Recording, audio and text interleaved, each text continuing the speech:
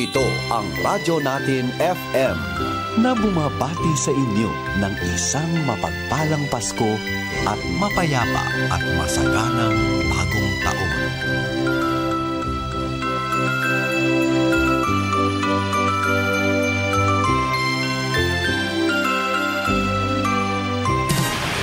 Serving the Philippines. This is MBC Media Group's Radyo Natin Nationwide, a member of the KBP. Radyo Natin Nationwide. Alamin at gamitin ang inyong mga benepisyo sa PhilHealth. Alaga ka sa PhilHealth. Programa diin hatod kaninyo ang kasayuran bahin sa inyong mga katungod o responsibilidad isip miyembro. Alaga ka sa PhilHealth. Tulumanon nga maghatag og katin-awan sa inyong mga pangutana bahin sa patakaran, programa o serbisyo sa PhilHealth. Alaga ka sa PhilHealth. Miyerkules alas 10 hangtod sa alas 10:30 sa buntag sa Radyo Natin FM.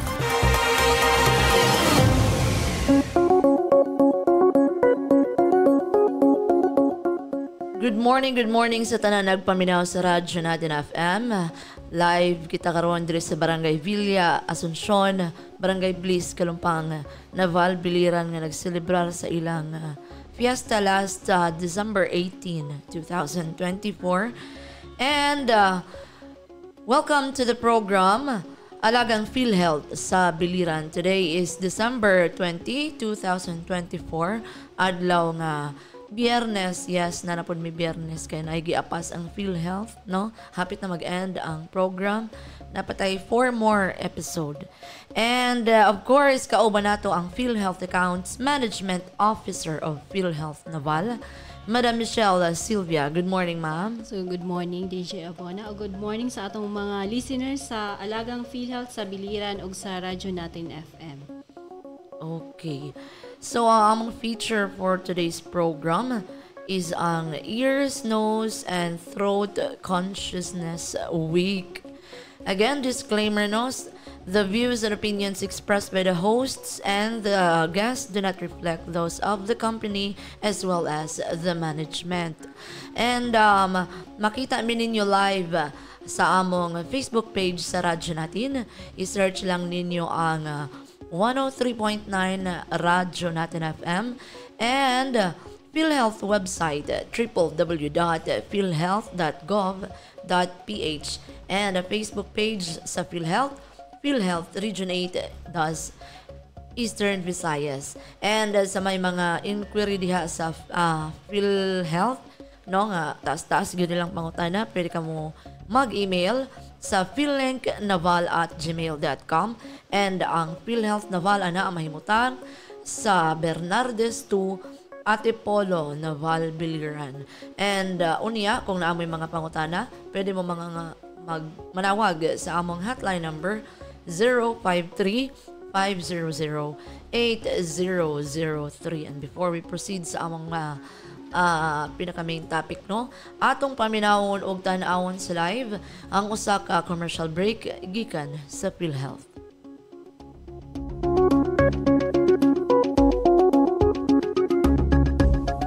Alam niyo bang may The Philippine Health Insurance Corporation, or PhilHealth, is a government-owned and controlled corporation established to provide all Filipinos with affordable, acceptable, available, and accessible healthcare services through social health insurance.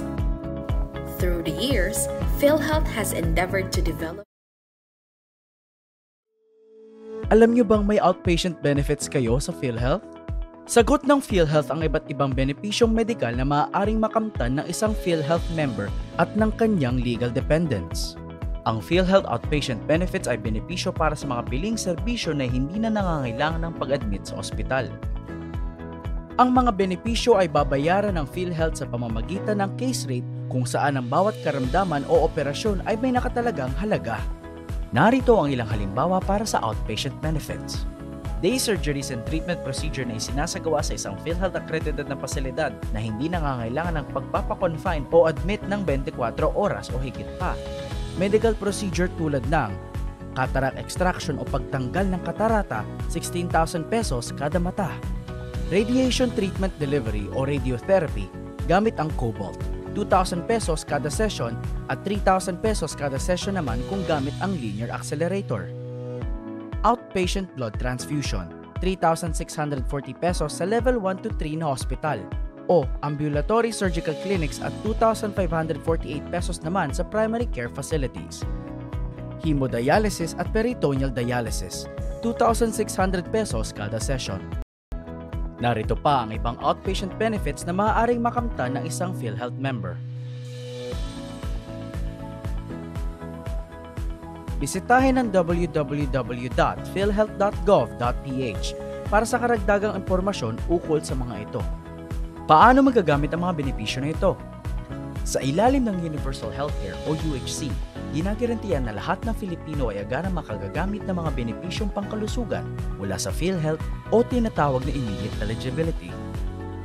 Upang magamit ang mga ito, siguraduhin nakarehistro ka bilang PhilHealth member o updated ang iyong membership record at mayroong sapat na kontribusyon. Huwag din kakalimutang i-check kung PhilHealth accredited ang napiling pasilidad at may kakayahan na magbigay ng outpatient benefits. Kailangan din magsumite sa billing section ng ospital o pasilidad na maayos na napunan ng PhilHealth Claim Form 1, kalakip ng supporting documents na maaaring hingin ng ospital kung kinakailangan at magpakita ng anumang valid ID. Sa patuloy na pagtupad ng hangarin ng Universal Healthcare o UHC na mabigyan ng sapat at dekalidad na serbisyong pangkalusugan ng lahat ng Filipino, inihahandog rin ng PhilHealth ang pinalawak na primary care benefit package nito, ang PhilHealth Konsultasyong Sulit at Tama o PhilHealth Konsulta Package. Nilalayo ng PhilHealth Konsulta na matulungan ang bawat isa na makaiwas o maagapan ng pagkakaroon ng malubhang karamdaman o sakit. Narito ang serbisyong maaaring ma-avail sa package na ito. Una, konsultasyon. Pangalawa, health risk screening at assessment. Pangatlo, mga piling laboratory at diagnostic test. At panghuli, mga piling gamot at medisina. Para makapag-avail naman ng benepisyong ito ang isang miyembro, kinakailangan niya magparehistro sa napiling PhilHealth Accredited Consulta Provider. Sa oras ng availment, kailangan ng miyembro na makakuha ng Authorization Transaction Code o ATC o di kaya magpakuha ng litrato sa napiling konsulta provider. 8 minutes after 11 and you're still tuning in to your friendly hometown radio 103.9 Radyo Natin FM. Again, welcome to the program, Alagang PhilHealth sa Biliran. So for today is Ears, Nose, and Throat Consciousness Week. Ang Ears, Nose, and Throat Consciousness Week usa ka importante nga pag-obserba sa panglawas nga nagtinguha nga mapalapad ang kasayuran bahin sa mga kondisyon nga may kalabutan sa ENT o kon ears, nose, and throat. Magpasiugda sa paglikay o mag-awhag sa publiko nga magpakonsulta sa doktor kung kinahanglan. Ang dalunggan, ilong o tutunlan managlambigit o ganon ay kritikal nga papel sa mga hinungdanon nga gimbuhaton sama sa pagdungog, pagginhawa, pagsulti o paglunog. Unsa ka importante ma'am ang Ears, Nose, and Throat Consciousness Week? So, importante ang hearing health. So, ang mga kondisyon sama sa pagkawala sa pagdungog o ang impeksyon sa dalunggan kasagaran apan kanunay nga pasagdan, ang sayo nga pagdiagnose o intervention makatabang sa paglikay sa permanente nga kadaot ilabi na sa mga bata o tigulang. Ikaduha ang nasal health.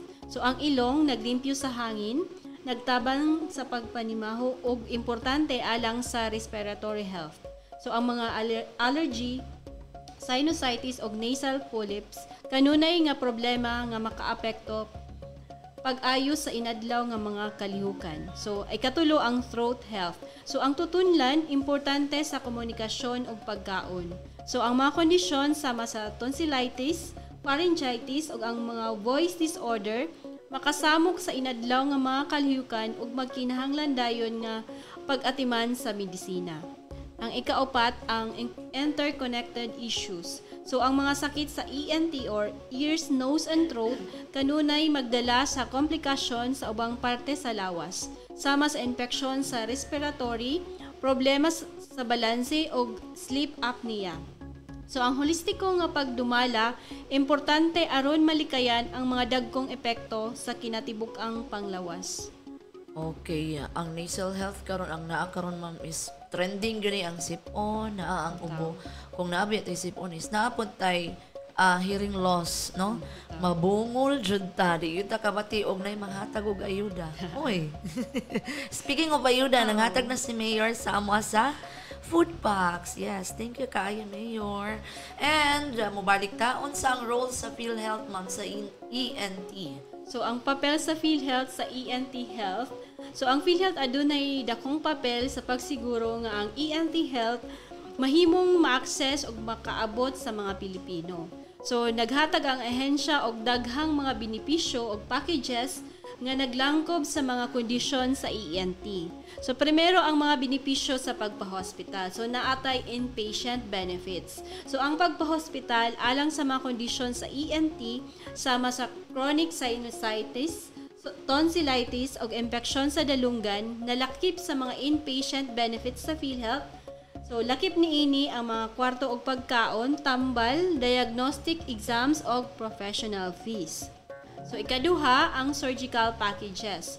So gibayaran sa PhilHealth ang mga operasyon sama sa tonsillectomy, adenoidectomy ug mga pamaagi alang sa nasal polyps ug deviated septum.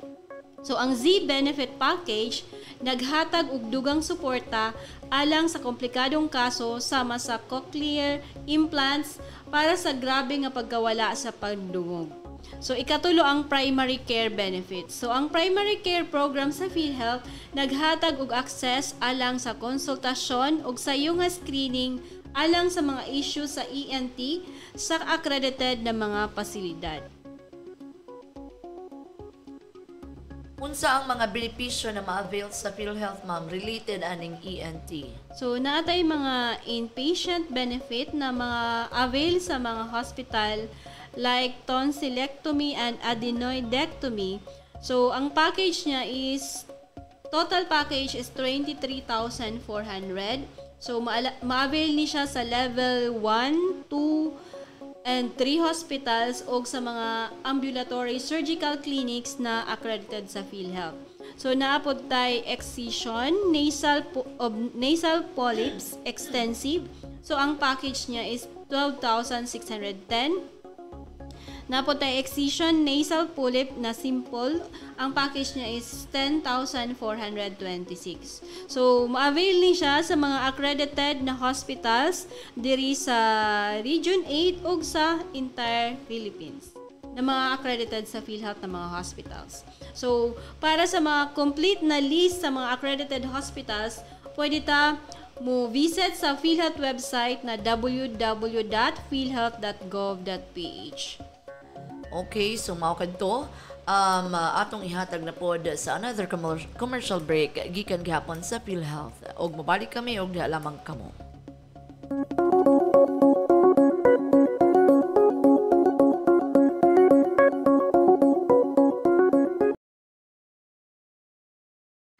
Alam nyo na ba ang iyong PhilHealth Inpatient Benefits? Ang PhilHealth Inpatient Benefits ay mga benepisyo maaaring ma-avail sa tuwing ang isang pasyente ay nangangailangang ma-admit o ma-confine ng 24 oras o higit pa sa isang PhilHealth accredited na ospital o pasilidad. Ang halaga na maaaring ma-avail ng isang pasyente ay natutukoy base sa kanyang sakit na may nakatalagang halaga o ang tinatawag na case rate. Sa PhilHealth case rate, malinaw na matutukoy ang halaga ng benepisyo na dapat makamit para sa isang sakit o operasyon. Covered ng case rate ang bayad ng pasyente sa mga araw na siya ay na-admit o na-confine para sa mga sumusunod: room and board, mga gamot at laboratorio, professional fee ng kanyang doktor. Binabawas sa total bill ng pasyente ang halaga ng case rate at tanging ang halagang maaaring lalagpas dito kung mayroon man ang kailangang bayaran ng miyembro. Narito ang mga halimbawa ng case rate para sa medical conditions.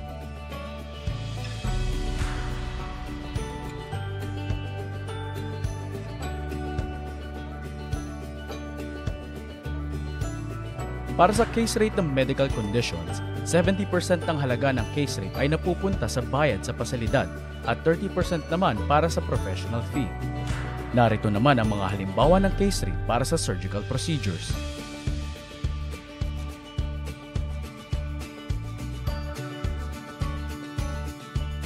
Para sa case rate ng surgical conditions, 60% ng halaga ng case rate ay napupunta sa bayad sa pasilidad at 40% naman ang para sa professional fee.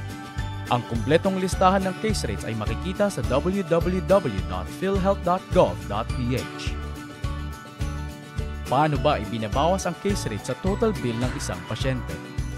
Halimbawa, kung ang isang pasyente ay na-confine dahil sa sakit na pneumonia 2 o high risk na may case rate o nakatalagang halaga na 32,000 pesos, ang 70% na halaga ng case rate ay mapupunta sa bayad ng ospital o halagang 22,400 pesos. Samantalang ang natitirang 30% naman ng case rate ay bayad sa kanyang doktor o halagang 9,600 pesos. Kung ang total bill ng pasyente ay umabot sa 40,000 pesos, ibabawas ang 32,000 pesos bilang PhilHealth benefit at ang natitirang halaga na lamang na 8,000 pesos ang babayaran ng miyembro sa ospital. Para naman sa mga senior citizens, ibinabawas ang case rate pagkatapos na may bawas ang kanilang senior citizen discount. Paalala ng PhilHealth, maging mapanuri at maingat sa pagpirma sa claim form sa pag-avail ng benepisyo. Lumagda lamang sa Claim Form 2 kung tugma ang final diagnosis na nakasaad sa Statement of Account o SOA o Billing Statement. Claim Form 2 Part 3, Certification of Consumption of Benefits at sa Consent to Access Patient Records. Huwag na huwag pipirma sa blankong claim forms para hindi magamit ang iyong membership sa posibleng health insurance fraud. Ang lahat ng benepisyo ay pare-pareho para sa lahat ng miyembro ng PhilHealth anuman ang membership category mo. Yan ang alagang PhilHealth. Para sa karagdagang impormasyon, maaaring makipag-ugnayan sa PhilHealth sa pamamagitan ng sumusunod na contact details at social media sites. 17 minutes after 11, again, welcome to the program Alagang PhilHealth sa Biliran. And our next feature is ang benepisyong PhilHealth para sa mga OFW at kanyang pamilya.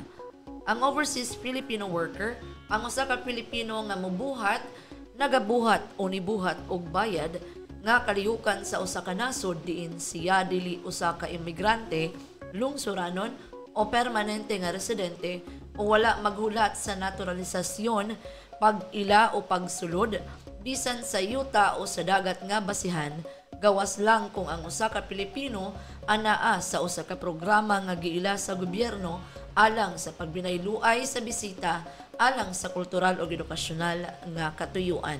Alang sa katuyuan niini, ang usa ka tawo nga nagbuhat og bayad nga kalihukan naglakip sa usa ka tawo nga nakontrata na alang sa trabaho sa gawas sa nasod apan wala pang biya sa Pilipinas.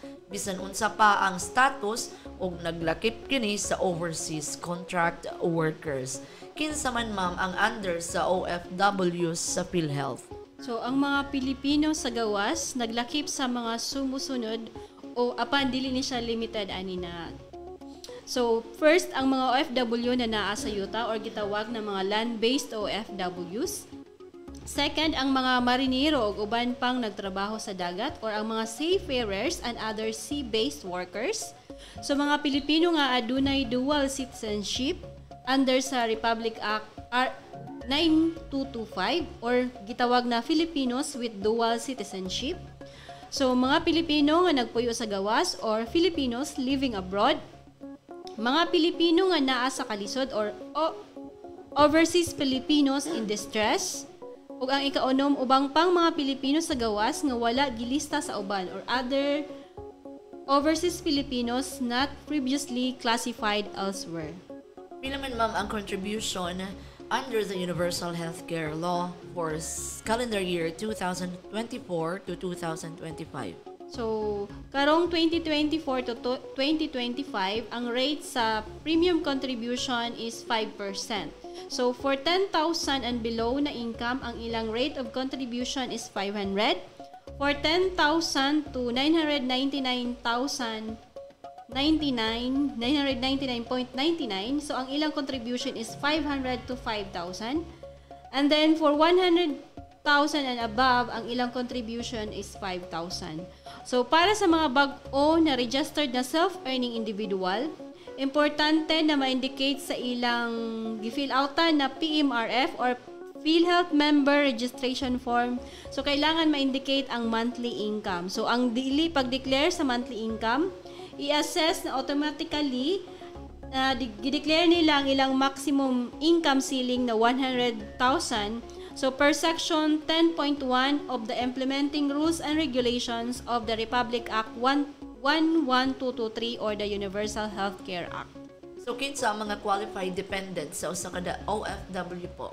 So ang qualified na dependent sa usa ka OFW ang iyang legal na asawa na dili pa miyembro sa PhilHealth. Ikaduha ang iyang ginikanan ng edad 60 paigbaw na dili pod miyembro na may permanent disability ngan umaasa sa iya. So ang ikatulo ang anak na 20 years old paubos, wala pay asawa, unemployed or wala trabaho, legitimate or illegitimate, adopted, stepchildren, foster child or katong siya mismo ang nag-alaga sa bata bisag dili iya ang anak. Pero kailangan ni siya certification from DSWD.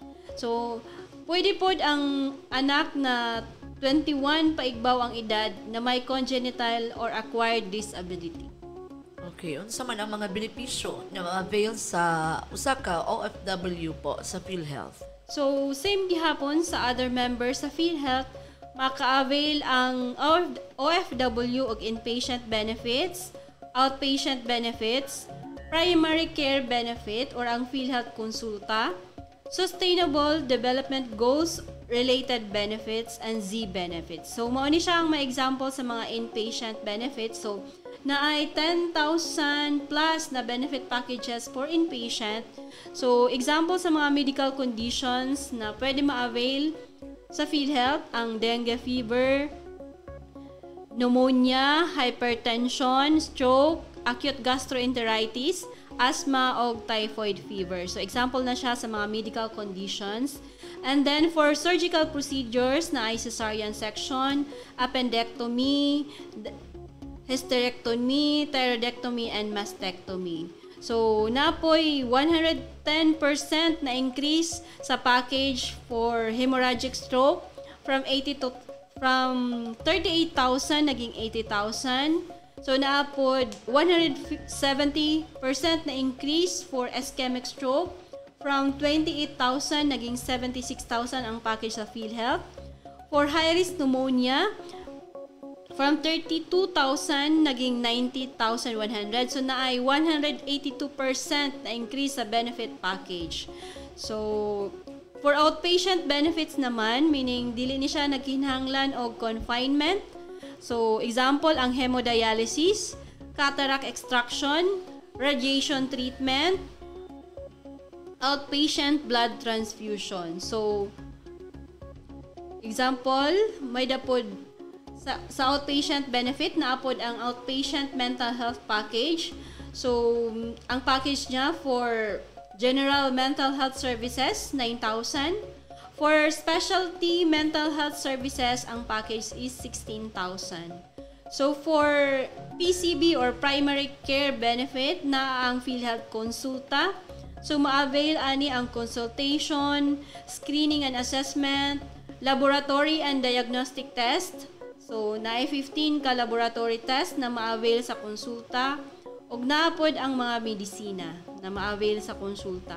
So, example sa mga laboratory and diagnostic test, complete blood count or CBC, urinalysis, fecalysis, sputomicroscopy, fecal occult blood test, pap smear, lipid profile, fasting blood sugar, oral glucose tolerance test, ECG or electrocardiogram, chest x-ray, creatinine, HbA1c, ultrasound and mammogram. So kaning ultrasound and mammogram, so compulsory ni for mga accredited consulta package provider by 2027. So gihatagan sila 3 years na makakomply aning ultrasound and mammogram. So for drugs and medicines na ay antimicrobial, anti-asthma, antidyslipidemia, antithrombotics, antihistamine, fluid and electrolytes, antipyretics, antidiabetes, and anti-hypertension. So, mauni siya ang mga medisina na ma-avail sa konsulta package. So, paano pag-avail sa konsulta para sa atong mga OFWs? So, kailangan nila mag-register sa PhilHealth Member Portal. So, or pwede gihapon hira makabisita sa PhilHealth Local Health Insurance Office kung asa sila na lugar nga na ay PhilHealth Local Health Insurance Office, or pwede gihapon hira maki-coordinate or motawag sa atong hotline sa PhilHealth, or kung sa hospital naapod tay PhilHealth Cares na staff from PhilHealth nga naa sa hospital, pwede gihapon sa mga konsulta package providers. So diri sa Biliran, all RHUs o ang Biliran Provincial Hospital accredited na sa konsulta. And then, pwede gihapon sila sa mga agencies na may the permit from PhilHealth na maka-assist sa ila sa registration for konsulta. So, napod tayo Sustainable Development Goals and related benefits. So, example, ang maternity care package, normal spontaneous delivery package, outpatient malaria package, voluntary surgical contraception procedures, animal bite treatment package, o ang outpatient TB DOTS treatment, o outpatient HIV AIDS package. So, ma-avail gihapon ni sa atong mga OFWs. So, napod tayo Z benefit packages like leukemia, breast cancer, coronary artery bypass surgery, cervical cancer, colon cancer. So, mauni siya ang mga Z benefits for catastrophic cases na ma-avail pod sa atong mga OFWs. Okay, unsaon pag-avail sa benepisyo sa PhilHealth sa abroad o diri sa Pilipinas, ma'am? So, ang atong mga OFWs, kung for example, ma-hospital sila abroad, pwede nila i-file sa PhilHealth para maka-avail sila sa benefit. So, ang ilang himuon, kailangan nila mapasa sa PhilHealth ang ilang mga documents within 180 days after sa ilang pag-discharge. So, kailangan nila mag-present sa statement of account o ang medical certificate o ang official receipt. So, kailangan in English ang translation. Naka-translate to English ang kaning mga dokumento like ang statement of account, medical certificate o ang official receipt. So, kailangan pod ang PhilHealth Claim Form 1. Pwede nila ma-download sa website sa PhilHealth na www.philhealth.gov.ph. So, kung dili nila mapasa in person ang mga documents, pwede nila i-email sa ofp@philhealth.gov.ph. So, kailangan lang naka-certified true copy ang ilang mga documents. So, ang amount sa ilang reimbursement nakadepende sa corresponding na case rate dinhi sa Pilipinas. So, dapat same la ang case rate diri sa Pilipinas o kadtong mga confinement abroad. So, kung na sila yung reimbursement, ihatag or ipadala sa ilang address diri sa Pilipinas. So, para sa dire-diretso nga pag-avail sa PhilHealth sa atong mga OFWs, kailangan updated ang ilang contribution. So, for local confinement naman, so, kailangan la ang valid ID or ang ilang PhilHealth identification number i-present sa billing section sa hospital para sila maka-avail of PhilHealth benefits. So, kailangan na documents ang PhilHealth Claim Form 1, Claim Form 2, and the Claim Signature Form. So, once mag-out na sa hospital, i-check lang nila sa ilang statement of account kung naiban ang case rate sa PhilHealth bago sila mo perma sa statement of account. Okay, so I hope nga inyong nasundan ang tanan mga requirements o pamaagi sa mga OFW nga mga kapamilya diha, no? Para dili na mangutanag utro, pero naman nga ito, mga tanong mo sa OFW, sa PhilHealth of course, but kung kaya ninyo maminaw ron, live me sa among Facebook page sa radyo natin, 103.9 Radyo Natin FM. I-search natin ninyo sa Facebook. And, of course, sa PhilHealth website, www.philhealth.gov.ph. Ug another commercial break gikan sa PhilHealth. And mubalik lamang si DJ Avon si Madam Michelle Sylvia. Kahuman lamang sa pipila lang ka pahinumdum.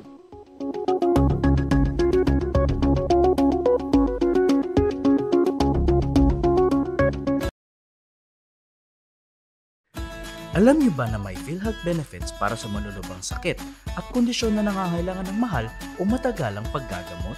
Ito ang tinatawag na PhilHealth Z Benefits. Ito ang ilan sa mga sakit na may katumbas na Z Benefit Packages. Acute lymphocytic o lymphoblastic leukemia, standard risk, 500,000 pesos. Breast cancer, stage 0 to 3A, 100,000 pesos. Prostate cancer, low to intermediate risk, 100,000 pesos. Cervical cancer, chemoradiation with cobalt and brachytherapy, low dose, or primary surgery for stage 1A1, 1A2, and 2A1, 120,000 pesos. Chemoradiation with linear accelerator and brachytherapy, high dose, 175,000 pesos. Operasyon para sa coronary artery bypass graft, standard risk, 550,000 pesos. Operasyon para sa tetralogy of Fallot sa mga bata, 320,000 pesos. Operasyon para sa ventricular septal defect sa mga bata, 250,000 pesos. May Z benefits din para sa kidney transplantation para sa end-stage renal disease, low risk, 600,000 pesos. PD First or peritoneal dialysis para sa end-stage renal disease na nangangailangan ng renal replacement therapy, 270,000 pesos kada taon. Colon cancer na stage 1 to 2, low risk, 150,000 pesos. Stage 2 to 3, high risk, 300,000 pesos. At rectum cancer na stage 1.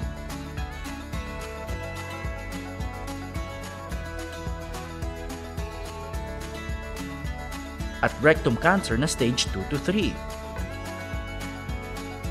Mayroon ding Z-Morph o ang Mobility Orthosis Rehabilitation Prosthesis Help para sa paglalagay ng external lower limb prosthesis sa ibaba ng tuhod. Sa ilalim ng expanded Z-Morph ay kabilang din ang mga benepisyo para sa prosthesis, orthoprosthesis at orthosis. Kung kailangan ng operasyon, may benepisyo rin para sa selected orthopedic implants. Ito ang mga sumusunod. Implants for hip arthroplasty, implants for hip fixation, implants for petrochanteric fracture, implants for femoral shaft or tibial fracture. Mayroon ding Z-Benefit Package para sa premature or small newborns dahil batid ng PhilHealth ang kaakibat na panganib at gastos sa pagsilang ng premature na sanggol. Ang benefit package na ito ay nagbibigay tulong medikal at pinansyal para sa mga buntis na nanganganib mga anak ng kulang sa buwan, mga premature baby o mga sanggol na kulang sa buwan, at mga bagong silang na baby na may sapat na buwan pero kulang sa timbang. Sagot ng PhilHealth ang benepisyong nagkakahalaga mula 600 pesos to 4,000 pesos para sa mga serbisyo upang makaiwas sa komplikasyon si mommy sakaling mga anak ng kulang sa buwan. Para naman mabigyan ng nararapat na paggamot at pag-alaga ang mga premature or small babies, maaari ring makakuha ng 24,000 hanggang 135,000 medical coverage mula sa PhilHealth. Kasama rito ang Kangaroo Care, breastfeeding support, specialized care para sa baby na premature at mababa ang timbang o low birth weight babies, at pagsasagawa ng unang yakap sa panganganak na makakatulong sa pagpapalakas ng kalusugan ni baby. Saklaw din ng Z-Benefit Package ang mga sumusunod na benepisyo para sa mga batang may kapansanan, partikular ang developmental disability, mobility impairment, visual disabilities, hearing impairment. Ang developmental disability ay tumutukoy sa pag-antala, regression, o paglihis sa cognitive adaptive, sensory motor, komunikasyon, panlipunan, emosyonal na pag-unlad ng isang bata, kabilang sa benepisyo ang assessment and discharge assessment, rehabilitation therapy sessions. Ang mga kwalipikadong bata na may developmental disabilities ay maaari lamang makakuha ng maximum na 9 na set ng mga therapy. Ang bawat set ng mga therapy ay may maximum na 10 sessions. Ang mobility impairment naman ay tumutukoy sa kapansanan sa paglalakad, paggalaw, pagbabago, o pagpapanatili ng posisyon. Ito ay maaaring matugunan sa pamamagitan ng rehabilitasyon at pagbibigay ng naaangkop na mga kagamitan sa paggalaw tulad ng prosthesis, orthosis at wheelchair. Sakop ng benepisyong ito ang nangangailangan ng assistive devices, nangangailangan ng seating device, basic at intermediate wheelchair, mga taunang serbisyo at pagpapalit ng mga device, mga batang may visual disabilities. Ang maagang pagsusuri sa paningin ng mga bata ay napakahalaga upang ang intervention ay maibigay sa lalong madaling panahon. Ang intervention na ito ay makakatulong sa kanila na makapamuhay ng normal. Narito ang package codes at rates para sa paunang assessment at intervention.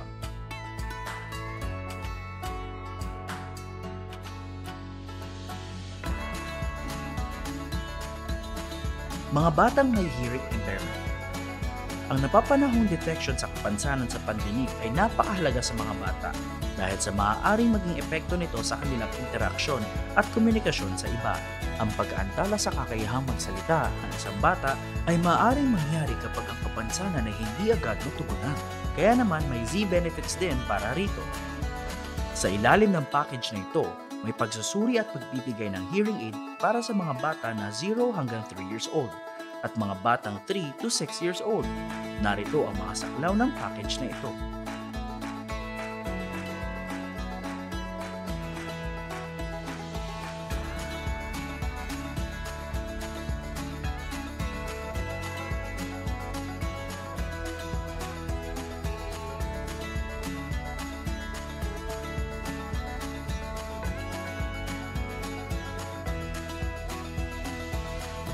Para maka-avail ng Z-benefits, bisitahin ang mga PhilHealth contracted Z-benefit provider at kumpletuhin ang pre-authorization checklist at member empowerment form.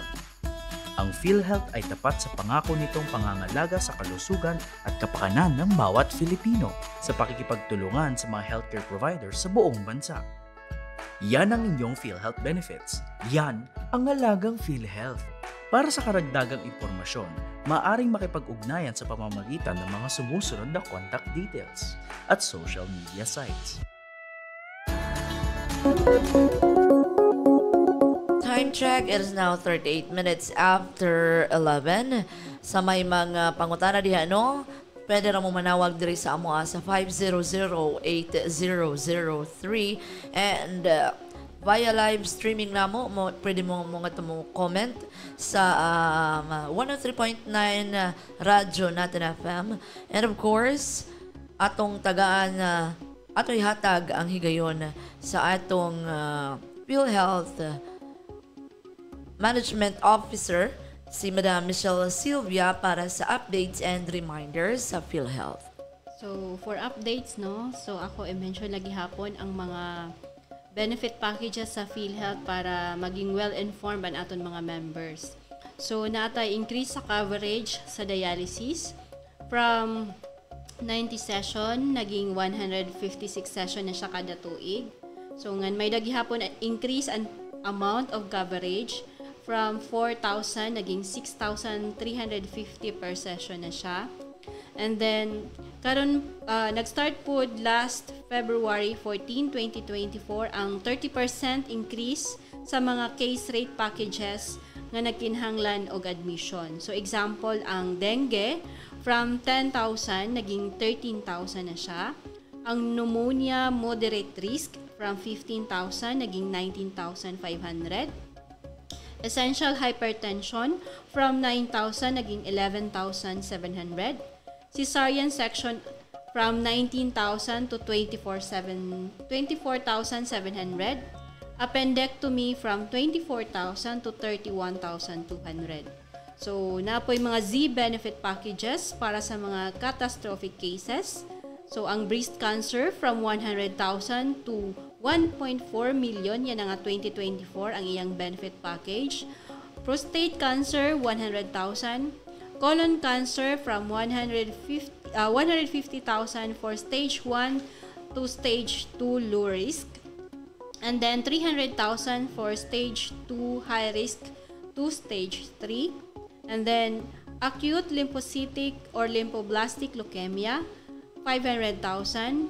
end-stage renal disease requiring kidney transplantation, ang package niya is 600,000. And then, PD first o peritoneal dialysis, 270,000. So, napoy Z-benefit packages para sa mga may sakit sa heart or puso, coronary artery bypass graft standard risk, ang package niya is 550,000. Ventricular septal defect in children, 250,000. And then tetralogy of Fallot, 320,000. So, last year po na ay mga enhancement of benefits like sa akong mention ang expansion and institutionalization of 156 hemodialysis for patient with chronic kidney disease stage 5. And then napoy increase ischemic stroke, hemorrhagic stroke, high-risk pneumonia, and enhancement of benefits for selected orthopedic implants.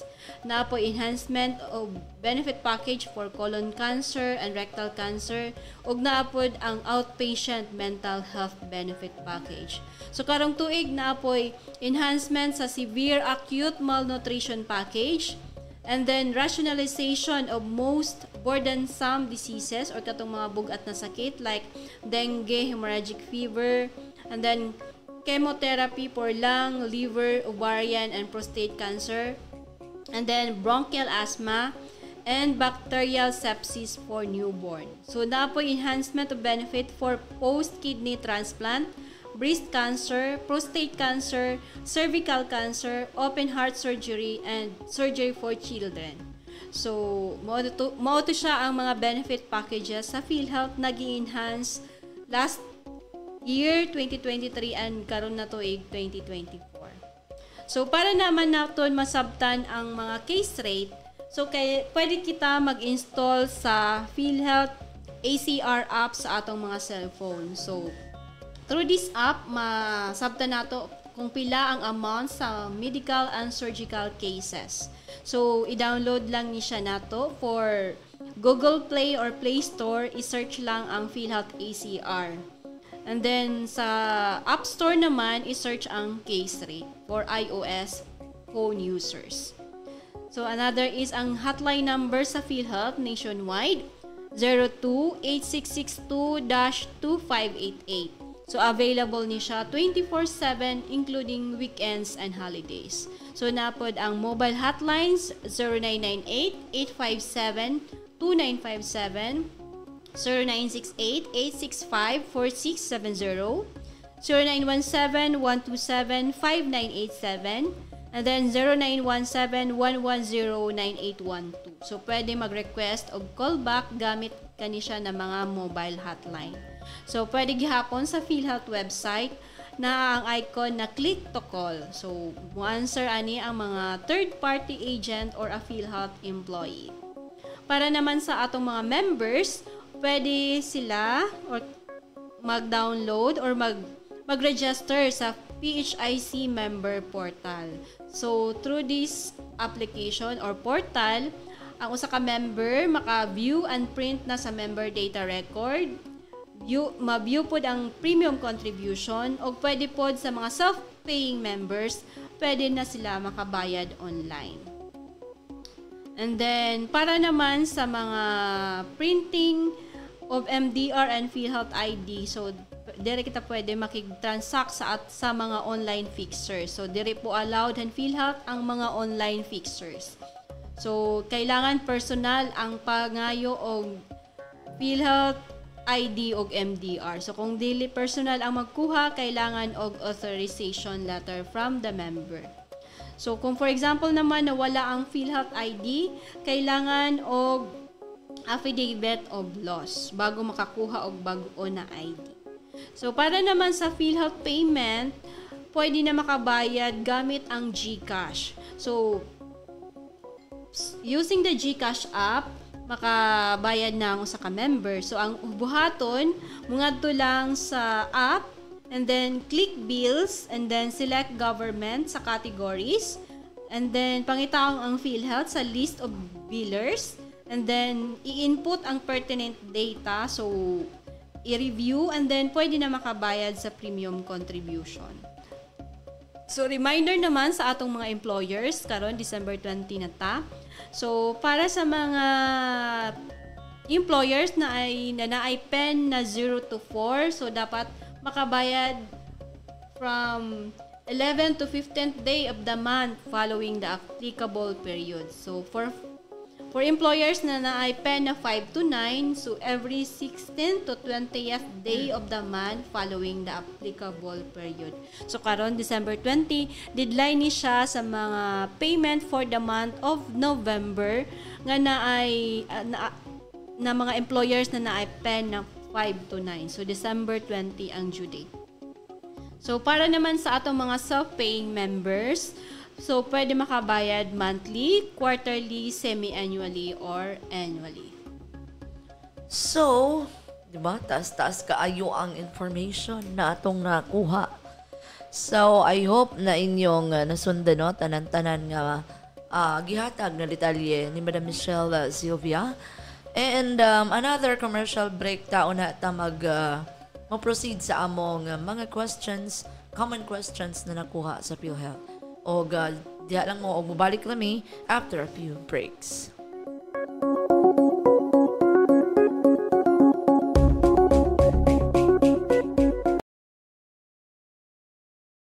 Sa Universal Healthcare or UHC, mas pinalawak ang mga benepisyong handog ng PhilHealth. Kabilang dito ang mga benepisyong pwedeng magamit kahit hindi sa ospital gaya ng mga sumusunod. Maternity Care Package or MCP. Normal Spontaneous Delivery Package or NSD. Ang dalawang ito ay pwedeng ma-avail sa mga accredited na bahay paanakan or birthing homes. Ang mga sumusunod naman ay pwedeng ma-avail sa mga accredited outpatient clinics. Outpatient Malaria Package. Voluntary Surgical Contraception Procedures. Animal Bite Treatment Package or ABTP. Outpatient Anti-Tuberculosis Treatment through Directly Observed Treatment Short Course Package or TB-DOTS. And Outpatient HIV/AIDS Package or OHAP. Maternity Care Package or MCP. Sakop ng benepisyong ito ang lahat ng serbisyong pangkalusugan mula sa pagbubuntis o prenatal, panganganak, delivery and puerperium at pagkapanganak or immediate postpartum period kabilang ang follow-up check-up mula sa unang 72 oras at 1 linggong pagkapanganak. Sagot ng PhilHealth ang halagang 6,500 pesos kung nanganak sa ospital at 8,000 pesos naman kung nanganak sa infirmary, dispensary, birthing home o maternity clinic. Normal Spontaneous Delivery Package or NSD Package. Kung wala namang prenatal check-up pero nanganak ng normal, sagot pa rin ng PhilHealth ang normal delivery sa pamamagitan ng NSD Package. Outpatient Malaria Package, 600 pesos. Sagot ng PhilHealth ang gastusing nagkakahalaga ng 600 pesos para sa mga miyembrong kumpirmadong may malaria na nangangailangan ng mga sumusunod. Malaria smears and other laboratory procedures. Mga gamot, konsultasyon, at patient education and counseling. Ito ay maaaring ma-avail ng lahat ng kwalipikadong miyembro at ng kanilang qualified dependents sa alinmang accredited health centers na may kwalipikadong health staff. May mga benepisyo ang PhilHealth para sa family planning procedures. Sakop ng benepisyong ito ang mga sumusunod na serbisyo.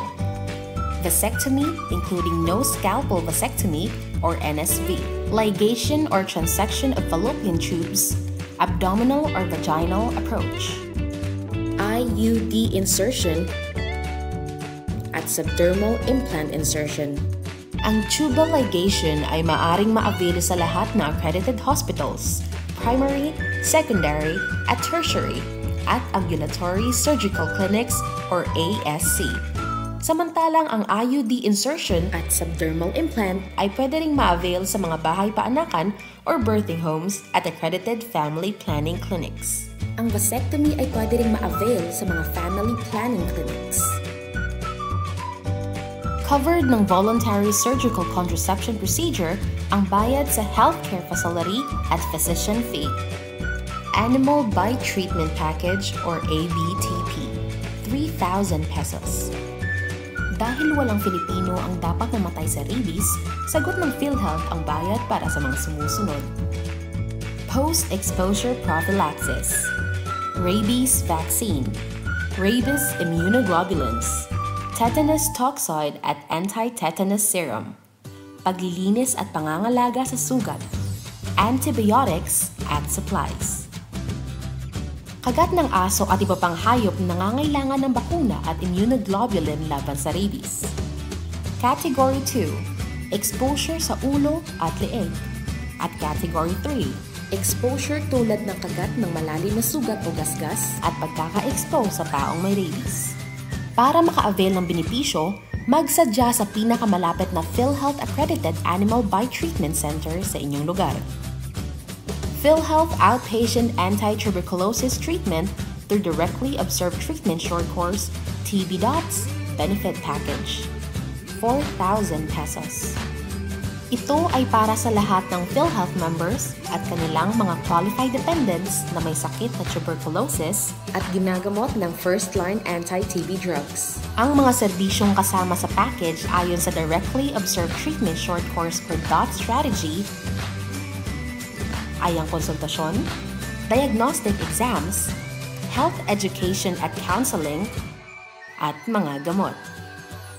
Maa-avail ang TB Dots package sa alinmang PhilHealth Accredited TB Dots Center. PhilHealth Outpatient HIV/AIDS Treatment Package or OHAT, 30,000 pesos kada taon or 7,500 pesos kada 3 buwan.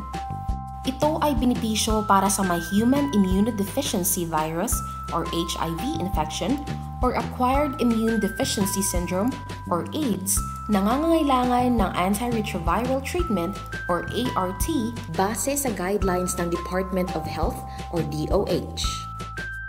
Mga may kumpirmadong HIV infection lamang ang kwalipikado sa package na ito.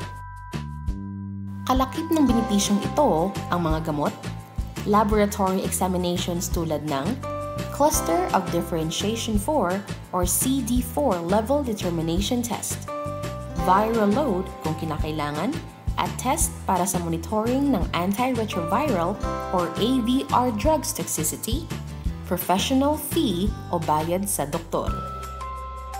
Maaaring malaman ang listahan ng mga accredited HIV/AIDS treatment hubs sa www.philhealth.gov.ph. Para makasiguro, magpa-test na! Ang benepisyo ng PhilHealth ay hindi lamang pang-ospital. May mga benepisyo rin sa mga serbisyo na pang-outpatient na maaaring ma-avail ng kahit sino mang Filipino na nangangailangan nito. Yan ang alagang PhilHealth. Para sa karagdagang impormasyon, maaaring makipag-ugnayan sa PhilHealth sa pamamagitan ng mga sumusunod na contact details at social media sites. 53 minutes after 11 and you're still tuning into Friendly Hometown Radio 103.9 Radyo Natin FM. Og again, ani agahapon kita sa among programa ang Alagang PhilHealth sa Biliran. Og naa na kita sa mga common questions nga na-receive sa PhilHealth dito sa Facebook.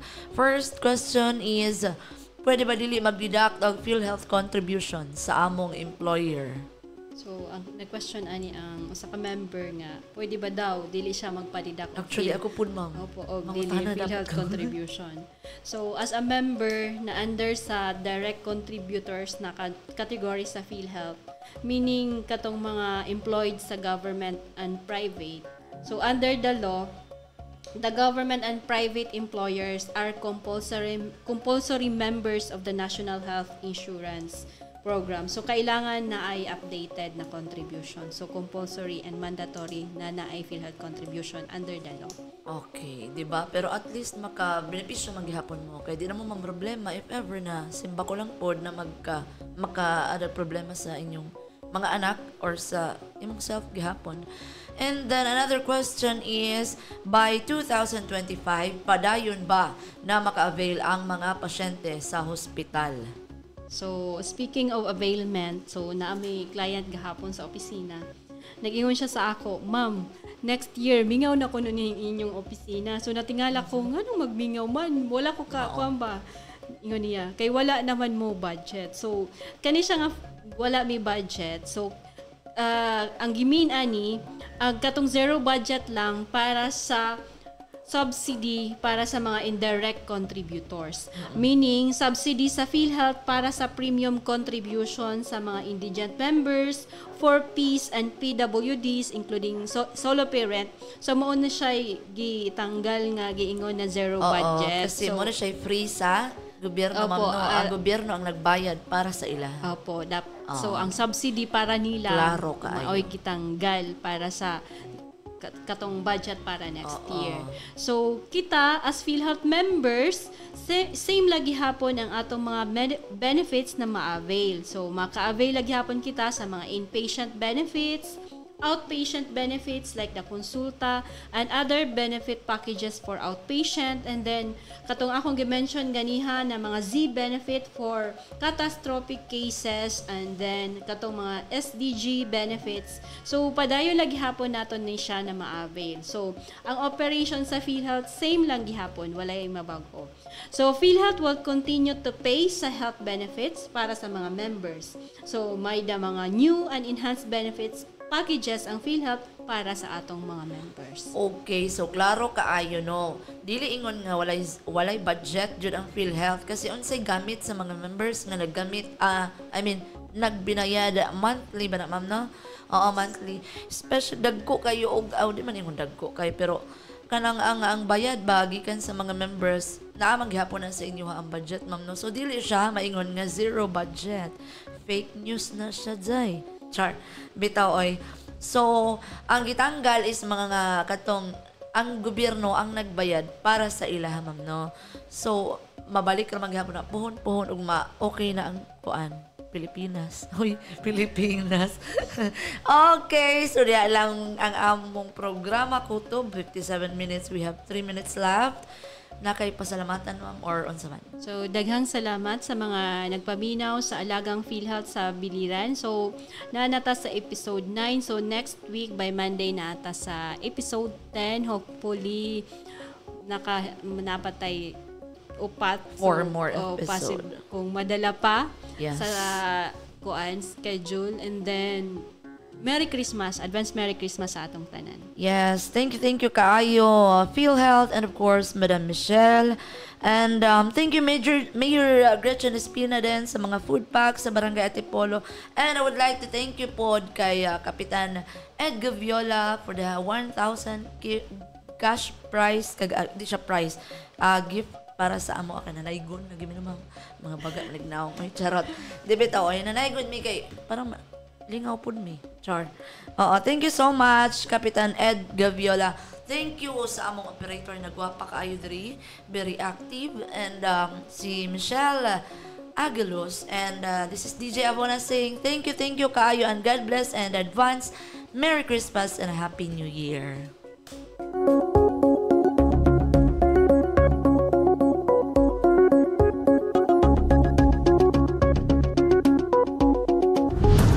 Alamin at gamitin ang inyong mga benepisyo sa PhilHealth. Alaga ka sa PhilHealth. Programa diin hatod kaninyo ang kasayuran bahin sa inyong mga katungod o responsibilidad isip miyembro. Alaga ka sa PhilHealth. Tulumanon nga maghatag og katin-awan sa inyong mga pangutana bahin sa patakaran, programa o serbisyo sa PhilHealth. Alaga ka sa PhilHealth. Miyerkules alas 10 hangtod sa alas 10:30 sa buntag sa Radyo Natin FM.